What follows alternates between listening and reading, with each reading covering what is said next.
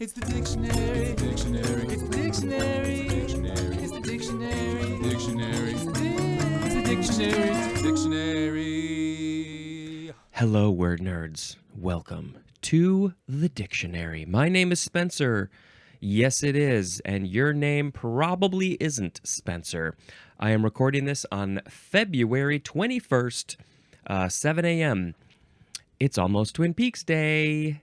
For my time. Hey, if you could write a review, that would be great. Apple Podcasts, if you are listening to this regularly, I think I deserve a review. I think I've spent enough time in your head that you must write a review by this point.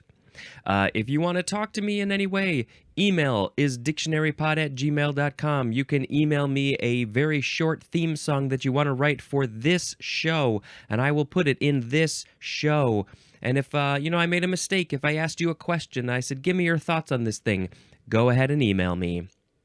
Follow me on social media at dictionarypod. You can also find my personal at spejampar, SPEJAMPAR. You can call the Google Voice number. Yes, you can. 917-727-5757. Go ahead, leave a message. Hell yeah, I'm going to put it in an episode unless you request no putting in the episode. I feel like that the Dave and Ethan's 2000-inch Weird Al podcast, they have a name for their hotline, don't they? Should my Google Voice number have a name?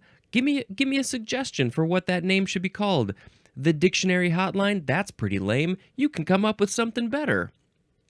Yeah, you can. If you want to buy merchandise, go to the TeePublic link in the show notes.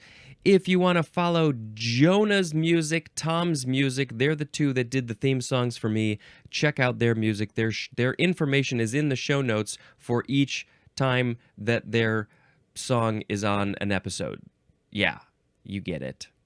What else? YouTube. Obviously, you got to watch this on YouTube so you can see the visuals. There's video being recorded of me right now, so you can see all this. What else? What are all the other things that I gotta say and itch my face? I don't know. I think that's fine. Patreon. Join the Patreon. $1 a month is all I ask. I haven't been able to switch it to limit it just to that one yet, but $1 a month gets you very, very early episodes. So that's worth it, I think. Yeah. All right. The first word in this episode is establishment. I don't even want to spell it. Noun from the 15th century. 1. Something established. Number 1 is something established. Anything that's established, like 1A, a settled arrangement, especially a code of laws. A code of laws, just all the laws, they are definitely arranged. They have been settled. Lots of people had to have conversations about the laws. They had to discuss them, arrange them, settle on them, what the wording is, which laws are good, which ones are bad. And then they got established. The code of laws, they are established. They are the establishment. Oh, the establishment. This has a lot of connotations behind it. Let's see. 1B. The synonym is established church, which was in the previous episode. 1C. A permanent civil or military organization. Permanent military organization or civil organization, any organization in the whole world that's permanent is an establishment because it's been established. Well, it was established at the beginning, it was founded, and then over time, especially if it's permanent, air quotes, if it's been around for a while, then it is established. 1D, a place of business or residence with its furnishing and staff. Furnishings, that one's plural.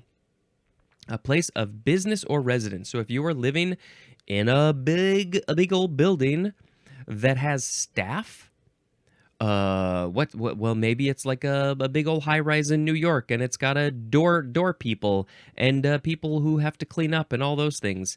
All that stuff, that's the staff, and all the furnishings. Well, I think of more of like a hotel because that has a lot of furnishings. But, places where you live, they have furnishings as well, but maybe you furnished it yourself. And then a business, just a building with the business and all the people there, that's an establishment. 1E, a public or private institution. So any institution, public or private, it's an establishment. 2, an established order of society. Oh, this is where we're getting into it. An established order of society. This is the way society goes. This is the order. This is the hierarchy. This is the way, after all these years and years and years, this is where society has gotten. This is the establishment. But what's more specifically can we say? 2A. This is often capitalized, and it is a group of social, economic, and political leaders who form a ruling class as of a nation. So you're just talking about one nation. You've got a group of leaders. They could be politicians. They could be economic leaders. So, I don't know, business people who study economics. Social leaders, that could be, celebrities, influencers, anybody else who's not in politics or business, I guess. But they're leaders. People look up to them. They have a recognizable face and or name and or logo. And they form the ruling class. They rule everything. The establishment. A lot of people. The majority of a country is not in the establishment. It's like the whole ants versus grasshoppers thing. Now, the grasshoppers aren't always necessarily bad or evil or taking advantage of the ants, but a lot of them do. They are the establishment. They have been established. A lot of them, this is probably generational establishment. So you go far back enough in time, maybe one of their ancestors became a politician, became famous, known, important, for some reason, in some way, and then not all the time, but a lot of times, all of their descendants get to hold on to that high rank of society, and it's hard for the little people like us to wiggle our way in, to say, no, we have a voice, we have something to say, we would like to be a part of this as well, and maybe make some change for the people where we came from, because you don't know what it's like. You're so detached from that, you establishment. 2B is also often capitalized, and this is a controlling group, as in the literary establishment. Yes, there are people in the book world, the writing world, who just like to control everything because they've been around a while. They've been writing all the books. People know them. Okay, 3A, the act of establishing.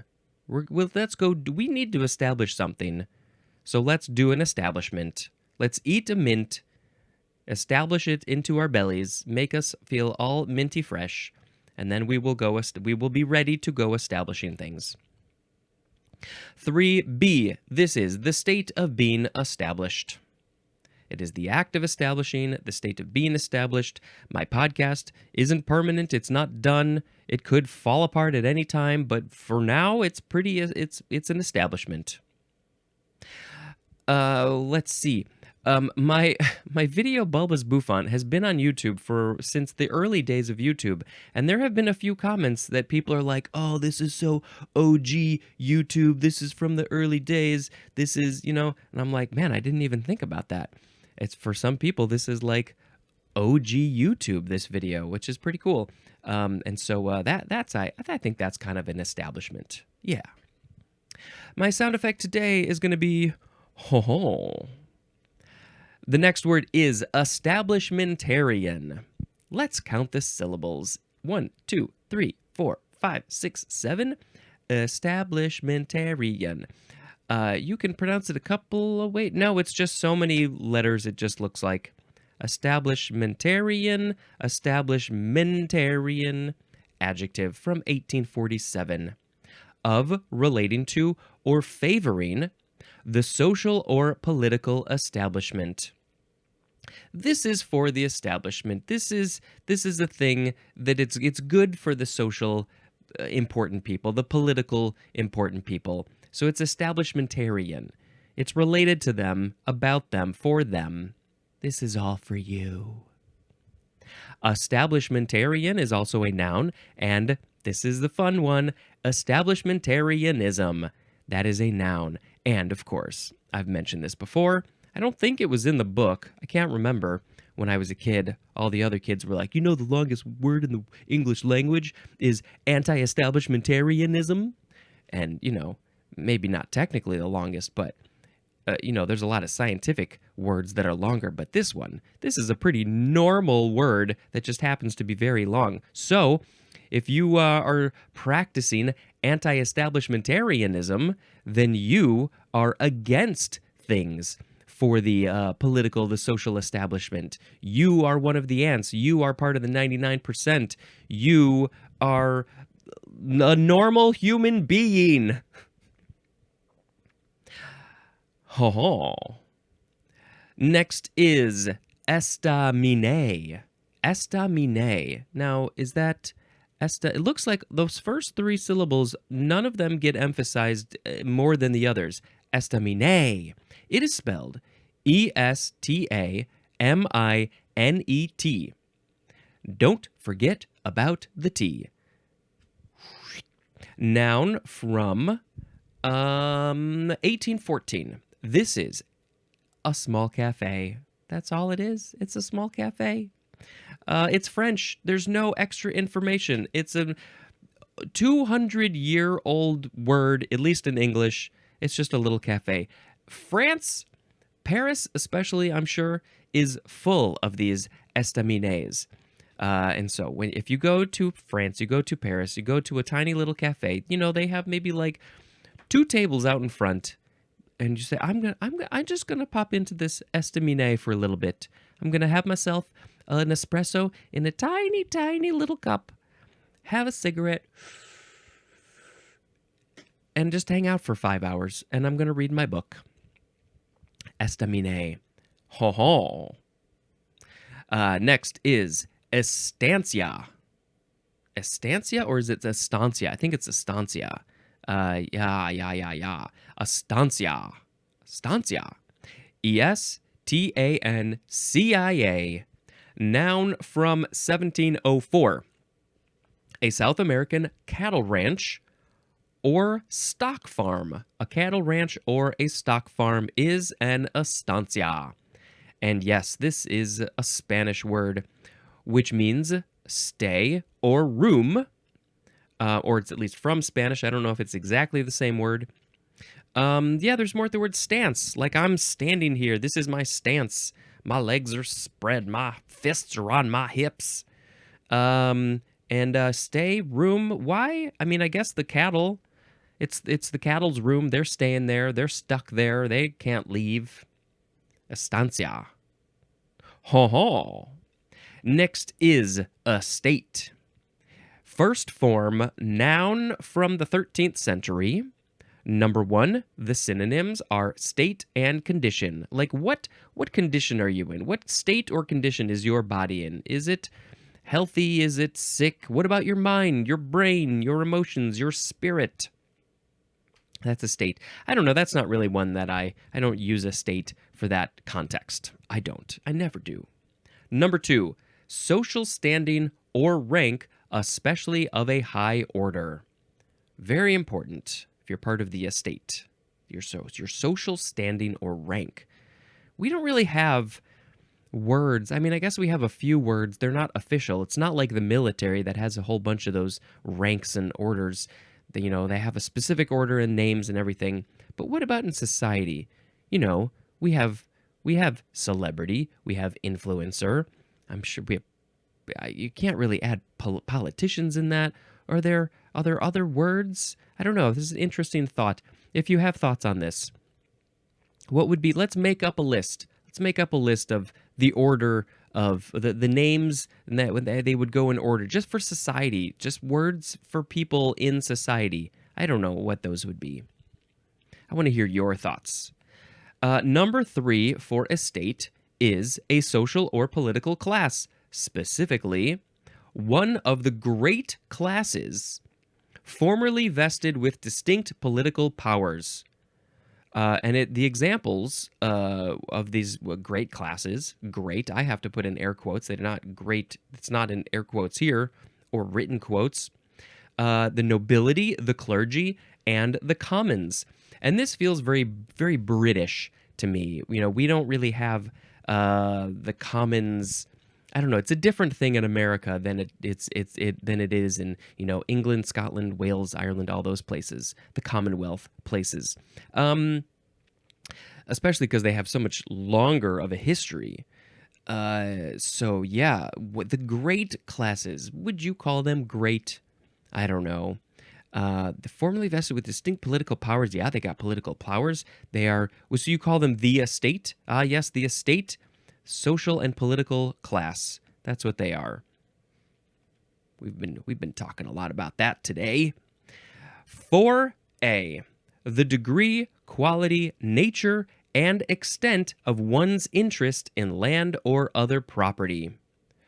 There's a lot of things there. The degree of your interest. So like if you own some property, maybe you share it with some people, so your portion would be your estate. The quality of your interest, the nature, the extent of your interest in a property, the extent of your property. That's your estate. That's why we have buildings and land called estates, because it's all about property. I own like a little piece of a building, but I don't think I could call that my estate. I haven't bought a piece of land or a big ol' mansion. Don't think I need so much space. I don't think any of us needs so much space unless we're sharing it with a lot of people. 4B1. Synonyms are possessions and property, especially a person's property. Yes, a person's property in land and tenements, as in a man of small estate. He's living in a tiny house. He only has a small amount of things. They fit in his 20 square foot house. That would be really, really tiny. But yeah, what's your stuff, your possessions, your property? When people are selling a house, maybe they're done, they're going to maybe an old folks home or something. They're having an estate sale. All the stuff, the house and all the belongings, or most of the belongings, they're getting rid of them because that's their estate. That's their stuff. Where's my stuff? 4B2. This is the assets and liabilities left by a person at death. So usually you hear this when you're talking about a celebrity, a famous person, an actor, musician, anything like that. They have an estate. They die at a certain point, but they have created all of this stuff that's just out there in the world. A lot of it keeps on making money. So they have a thing that's sort of created, probably legally, that's their estate, and somebody or a group of people have to run that estate. They have to manage the money that's coming in from their movies, their acting gigs, their albums, whatever it is. And so it's like the stuff that they own still exists after they die. And of course, if they've had kids or have people who they have pass this stuff along to, then that goes to them. Or maybe not. Maybe it's just this like thing, and it could they can do whatever they want with this stuff and money. I don't know. I don't have one of those yet because I haven't died. I'm leaving my podcast to you. Let's see. 4C is a landed property, usually with a large house on it. I've never heard of a property called landed, but I think it just means it's literally on the land, opposed to something floating in the sky. I have property in the sky. You can't nail me down.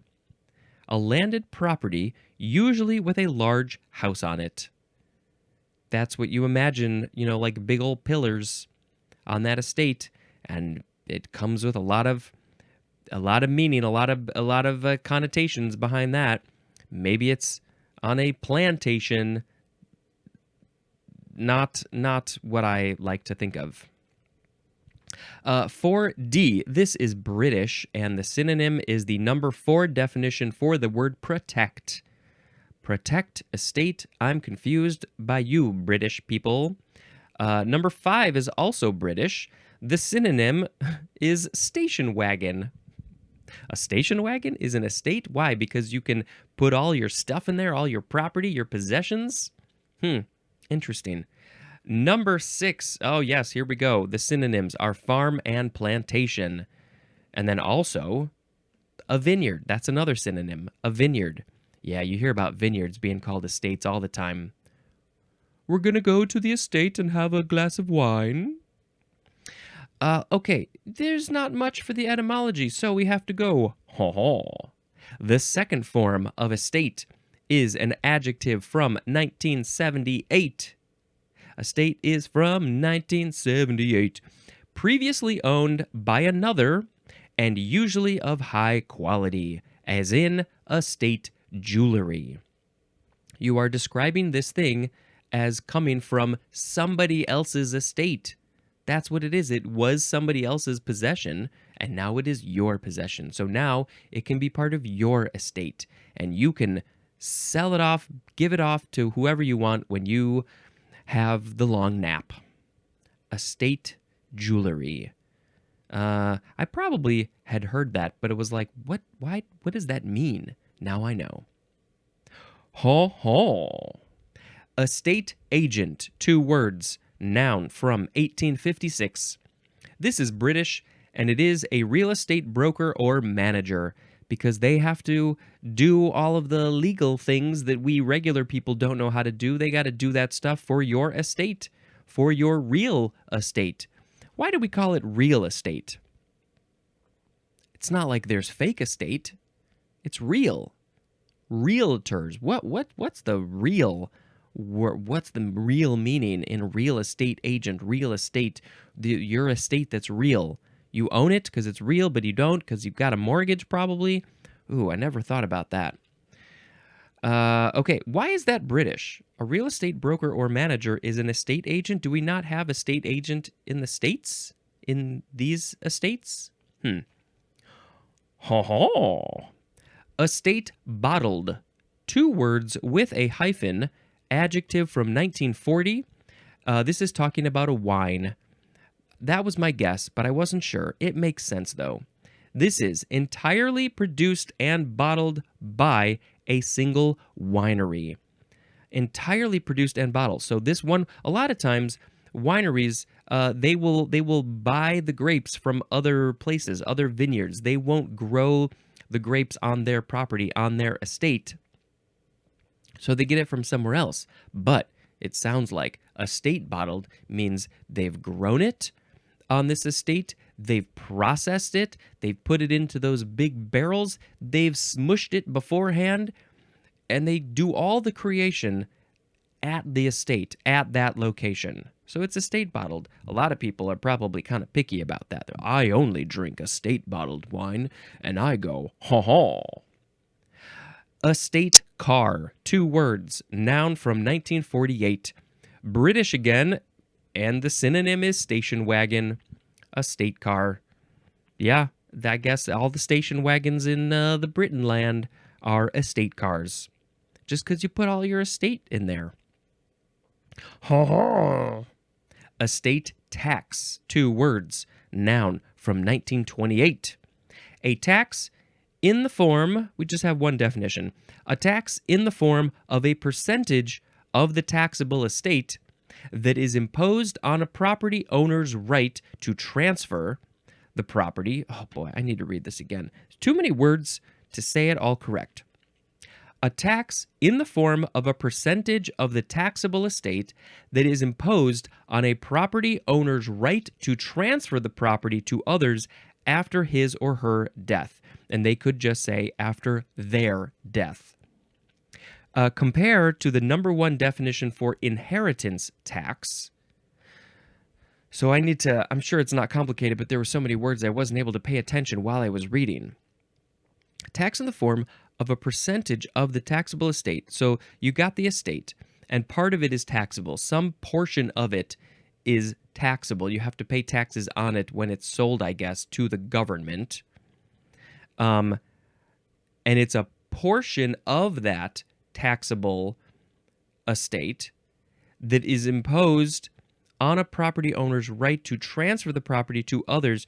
So if you want to give the property and all your stuff to somebody else when you die, you have to pay an estate tax, which I guess is on top of maybe the other tax, whatever else is already taxable. I don't know. You're like, I guess because maybe you're not making money, if you're just giving it to somebody, you have to pay a tax. You're like, well, the government is like, we need some money for the transfer of ownership of this thing. So we're going to create this thing called estate tax, because we would get taxes if you sold it. I guess maybe, but where you're not selling it, you're just giving it away. So you need to give us something. Just give us some money. 1%? I don't know what the percentage is. It's probably different by state. Inheritance tax, I guess, is if you inherit. If somebody's giving you money or something, then maybe are you the one who has to pay this tax? They're taxing us all over the place. And overall, I think it's a pretty good idea so they can pay for things, like roads and hospitals and police and teachers. Teachers, that's a big one. Overall. But the problem with the taxes is that there's a lot of people who make a ton of money. The establishment, and they're not paying the same percentage as the rest of us are. And if they did, then we would have a better situation, I think. Okay. Next is esteem. E-S-T-E-E-M. I'm just going to go take a quick esteem in the esteem room. This is the first form, noun from the 14th century. Number 1 is archaic, and the synonyms are worth and value. Ooh, it's interesting when you think about what we think of as esteem, self-esteem now. It used to be worth and value. Can you even put a worth or a value on anything? A human? Number 2 is also archaic, and the synonyms are opinion and judgment. Oh, well, you are making an opinion and a judgment when you put a worth or a value on somebody.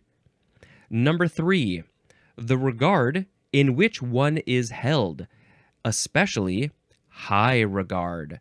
So I guess you don't usually call it esteem when you have somebody in low regard. When you look down on them, when you don't have good thoughts about them, you have them in low esteem. Is that a phrase that we say?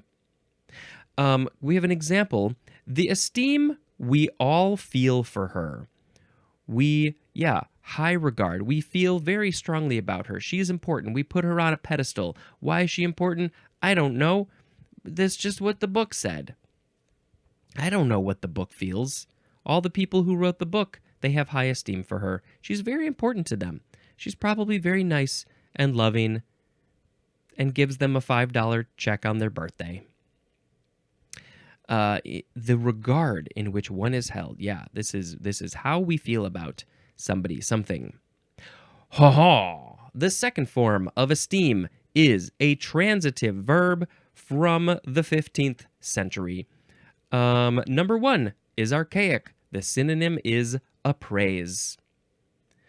Like you are praising? I don't know. Number 2A, to view as. To view as. The synonym is consider. Well, consider this. Consider this example. Esteem it a privilege. Esteem it a privilege. This feels kind of like an old way to speak. Esteem it a privilege. Consider it a privilege that you get to watch my podcast. To view as. Yeah, it's a weird, for my brain, it's a weird way to use this word. To be, the synonyms are think and believe. Think believe. I esteem that this is the best podcast ever. Number 3, to set a high value on. And then also regard highly and prize accordingly. Regard highly and prize accordingly. Or just to prize? Yes. As in an esteemed guest. You have a very high value on this person. They are an esteemed guest. You hold them in high regard, probably. Every time I have a guest on this show, they are an esteemed guest. I should say that. But yes, I'm excited. They wouldn't be here if I didn't probably think of them as an esteemed guest. They are important for some reason. A synonym is the word regard. Regard, I don't know. This is from the Middle English estimen, which means to estimate. So maybe you're like estimating the value. You are appraising it. It has a value. That's pretty much it for esteem. Let's say one more. I think it's only on this page. It's so interesting how well the dictionary has planned out that so many of these words end at the bottom of a column. There's 2 columns. At the bottom of a column, almost all the time, the definition ends there. And it's just so perfectly laid out. They did a good job. The last word. Ha ha ha. Ester. E-S-T-E-R. Noun from circa 1852. This is any of a class of often fragrant organic compounds that can be represented by the formula RCOOR. And those are all caps, and there's an apostrophe looking thing at the end. RCOOR, and that are usually formed by the reaction between an acid and an alcohol with elimination of water. Of course, I don't know. I mean, I've heard of Esther. She's doing great. Class of fragrant organic compounds. There's usually formed by the reaction between. So you combine an acid and an alcohol and get rid of the water, and then you have an ester. It's probably very strong. Yeah, it says fragrant. Why are we calling this ester? It is from it's German. So I guess it is a German word from Essigather, which is ethyl acetate, from Essig, E-S-S-I-G, which means vinegar, plus ather, which means ether. So ether plus vinegar becomes ethyl acetate, and then we just call it ester here in America because those German words are too complicated for us. RCOOR. I don't at all understand what that means. Let's look at this.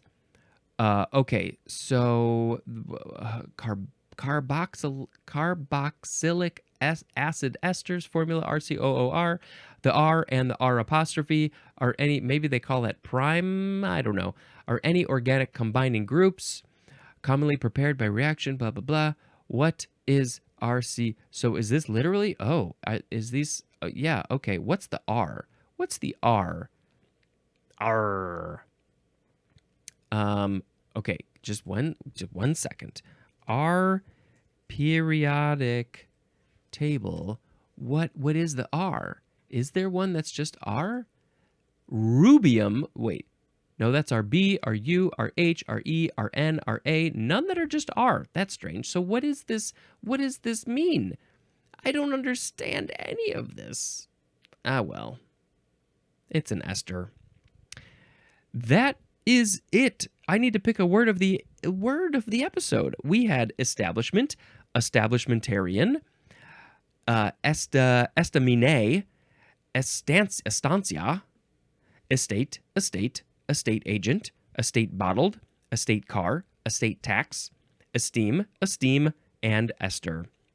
Well, I hold you all in high esteem. But I don't think I want to pick a state. I don't think I want to pick establishment, establishmentarianism, any of those. Let's just pick estaminet. Estaminet. I need an espresso. I'm gonna sit in this estaminet and drink my espresso. Yeah, that's great. Hey, guess what? I don't have a movie to tell you about because I haven't been watching many because we have been binging the 3 seasons of Twin Peaks, getting ready for real Twin Peaks Day in the Pacific Northwest, which is this weekend for us. I'm only going for a day and a half because I got to deal with my cat, but my wife is going for many more days. I'm very happy for her. She gets to enjoy all the nature and everything. But I'm just a quick in and out. So I can't wait to see my Twin Peaks people out there. And yeah, we have one more episode to watch tonight. We finished episode 17 of Twin Peaks: The Return, which is also kind of called the third season, and that was from 2017. And I mean, if you haven't seen Twin Peaks, you know what? Go ahead and email me, dictionarypod@gmail.com. Let's have a little chat. Because I think you should watch it. At the very least, you should watch the pilot and see if it intrigues you enough. Because then you might be intrigued enough to watch the rest. Let's spread Twin Peaks like a disease. Hey, that's it. That's the end of this episode. Thank you very much for checking out my podcast and possibly watching it on YouTube. Watch this show. And until next time, this is Spencer dispensing information. Goodbye.